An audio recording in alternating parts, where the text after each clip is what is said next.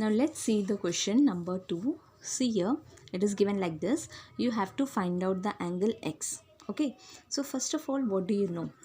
ये देखो angle ACD, this angle will be equal to this angle. ठीक है, तो angle ACD will be equal to angle ABD.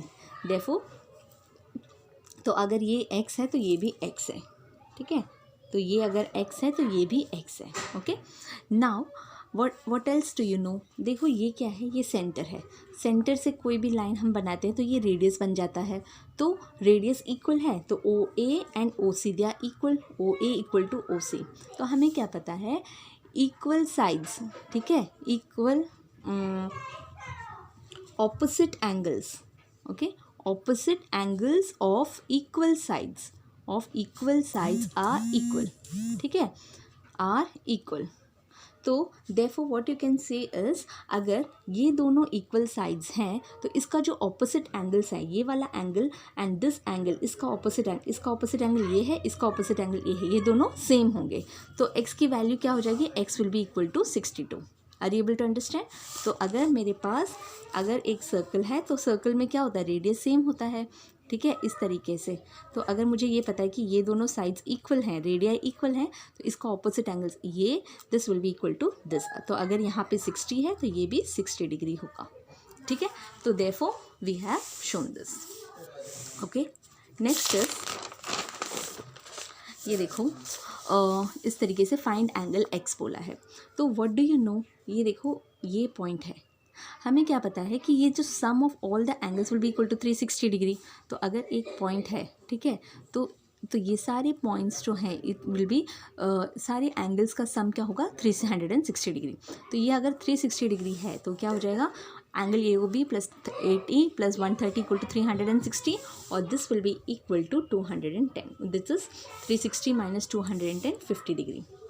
अब क्या बताया, अगर ये 50 डिग्री है तो ये एंगल क्या होगा, इसका आधा होगा ना. तो this is angle AOB equal to, actually ये क्या होता है, angle OEB equal to 2 into angle ACB, है ना, इसका डबल होता है, इसका डबल होता है ये वाला एंगल. देखो angle AOB equal to 2 into angle ACB और angle ACB equal to half into angle AOB which is equal to 25 degree. Okay, next question. यहाँ पे क्या दिया है, AD is parallel to PC. तो here also you can see that अगर ये दोनों पैरेलल हैं, ओके, पैरेलल लाइन इस तरीके से, तो ऑल्टरनेट एंगल्स आर इक्वल. अगर ये 35 डिग्री है तो ये भी होगा 35 डिग्री, बिकॉज अगर पैरेलल लाइन्स में इस तरीके से ऑल्टरनेट एंगल्स आर इक्वल तो ये angle will be equal to this angle. तो 35 degree is equal to 35 degree and what will be this angle, this angle will be also equal to 35 degree because angles in the same segment. ठीक है, angles in the same segment equal to 35 degree. Okay, you have to use only these theorem to solve all these questions. अब देखो ये 130 degree है तो ये angle क्या होगा, मैंने अभी बताया था ये 130 डिग्री है तो ये वाला एंगल क्या होगा, हमें ये निकालना है. ऑपोजिट हो गया ना, तो इसका रिफ्लेक्स निकालो. तो 360 minus 130 will be equal to 230. तो रिफ्लेक्स एंगल AOB ये हो गया 360 minus 130 which is equal to 230. तो ये वाला एंगल क्या हो जाएगा, इसका आधा. तो 230 का हाफ क्या है, 150. ठीक है, तो सेंटर में है, ये डबल होता है इस साइड का. अगर इसको निकालना है तो इसको हाफ करोगे, अगर ये मिल गया तो इसका डबल करोगे सेंटर के लिए. ठीक है, तो 230 का हाफ हो गया 150. Here is your answer. Same type of question जो अभी मैंने समझाया था, 120 डिग्री है तो ये अगर 120 डिग्री है तो ये वाला क्या होगा, इसका हाफ. तो 120 divided by 2 which is equal to 60 degree. अब ये देखो again this is a cyclic quadrilateral.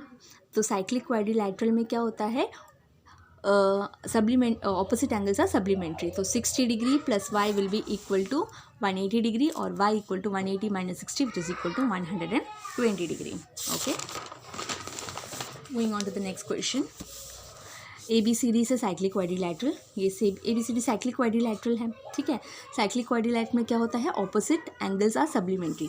तो ये वाला angle and this angle, okay, तो इन दोनों का सम क्या होगा, 180 डिग्री.